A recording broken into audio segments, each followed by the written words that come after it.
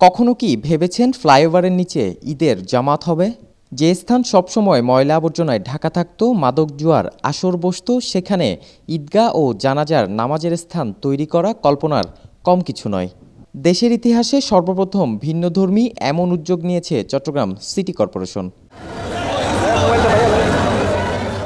নগরীর মুরাদপুরের মোহাম্মদপুর এলাকায় আক্তারুজ্জামান ফ্লাইওভারের নিচে ৩০০ ফুট দৈর্ঘ্য এবং ৫২ ফুট প্রস্থের এই ঈদগাহে একসাথে নামাজ আদায় করতে পারবেন প্রায় ২,০০০ মুসল্লি। ওই এলাকায় ঈদগাহ ও জানাজার নামাজের কোনো স্থান না থাকায় প্রায় সময় সড়কে নামাজ আদায় করতে হতো মুসল্লিদের।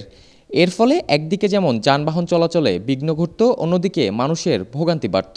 তবে এই প্রকল্প বাস্তবায়ন হওয়ায় খুশি এলাকাবাসী। আমাদের এলাকার আন্দোলনের সাথে 7টা মসজিদের সাথে আমরা সবাই আন্দোলন করে এই জায়গাটা আবার সক্ষম হয়েছি। আমাদের জন্য অনেক উপকার, কারণ আমাদের এখানে ইয়ের জন্য মাঠ নাই, জানাজার নামাজ এবং ইয়ের জন্য আমাদের কোনো মাঠ নাই। এই মাঠের জন্য আমরা অনেক দিন অপেক্ষা করছিলাম। মেয়র মহোদয় কীভাবে হবে, কোথায় ওয়াকা হবে, কিভাবে টয়লেট হবে, কিভাবে ওয়াশরুম হবে, সম্পূর্ণ মেয়র মহোদয় নিজে বসে পরিকল্পনা করি কাজটা আমার একটা প্রতিষ্ঠান ফাহিম এন্টারপ্রাইজকে দিছে। ওই ফাহিম এন্টারপ্রাইজের মাধ্যমে এই কাজটা সম্পন্ন হয়েছে। আজকে আমাদের সুফলটা পেয়েছি। ধন্যবাদ মেয়র সাহেবকে এবং সিডিএ সাহেব সবাইকে এবং কাউন্সিলর সবাইকে ধন্যবাদ। অনেক ভালো লাগতেছে, এরকম চিটাং না ওরা বাংলাদেশে এরকম ব্যবস্থা আর হয় নাই। উদ্বোধনী অনুষ্ঠানে প্রধান অতিথি হিসেবে উপস্থিত ছিলেন চট্টগ্রাম ৮ আসনের সংসদ সদস্য আব্দুস সালাম ও চট্টগ্রাম ১০ আসনের সংসদ সদস্য মহিউদ্দিন বাচ্চু। এ সময় তারা বলেন, জনগণের কল্যাণে এমন উদ্যোগ নেওয়ায় খুশি এলাকাবাসী। ফ্লাইওভারের নিচে একটা ঈদগাহ জানাজার মাঠ হবে, এটা সাধারণভাবে আমাদের ভাবনায় কিন্তু ছিল না, কিন্তু প্রয়োজন অনেক সময় ভাবনা তৈরি করে দেয়। সেই ভাবনায় আমাদের যেহেতু তার ভাবনার মধ্যে স্বাভাবিকভাবেই আছে জনকল্যাণের বিষয়টা, তিনি সেটি নির্দিষ্ট করতে পেরেছেন এবং সেটা আজকের এই আয়োজন করেছেন।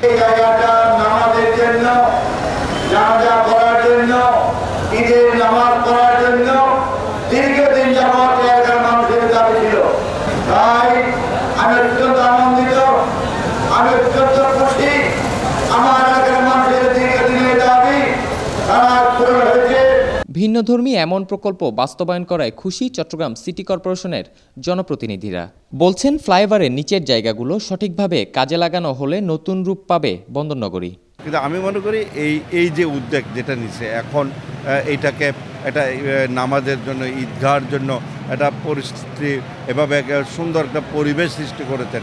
এবং আপনি দেখবেন সামনে গেলে আরও কয়েকটি জায়গায় যে ফুলের গাছের চারা যারা বিক্রি করে তাদেরকে ইজারা দিছে বা তাদেরকে ব্যবস্থাপনা করার জন্য দিছে। এইভাবে যদি এই জায়গাগুলোকে ব্যবহার করা যায়, এবং বিশেষ করে কিছু কিছু জায়গায় আমি মনে করি গাড়ির পার্কিং করা দরকার। কিছু কিছু জায়গায় হয়তো পার্কিং হইতে পারে, ইজারা দিতে পারে সিটি কর্পোরেশন।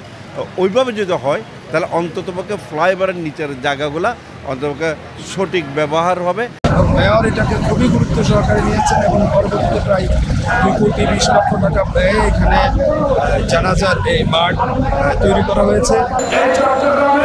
সরকারের সংকলন আছে, সেই দিকে দৃষ্টি রেখে এই চট্টগ্রামের ৭০ লক্ষ মানুষের কথা চিন্তা করে এখানে আজকে ঈদের দিন জামাত সহ জানাজার ব্যবস্থা করে দিয়েছেন। শুক্রবার আসরের নামাজের পর প্রকল্পের উদ্বোধন করেন সিটি মেয়র রেজাউল করিম চৌধুরী। এ সময় তিনি বলেন, এলাকাবাসীর দীর্ঘদিনের সংকট নিরসন করতেই 2,30,00,000 টাকা বরাদ্দ দিয়ে এই প্রকল্প হাতে নিয়েছি।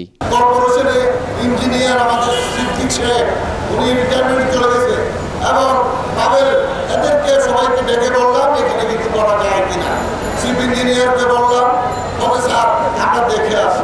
ওরা দেখে আসে পরে তবে স্যার এটা করা যাবে, তাহলে আমি সুন্দরভাবে যত টাকা লাগাবো, আমি এটার জন্য 2,20,00,000 টাকা বরাদ্দ দিয়েছি।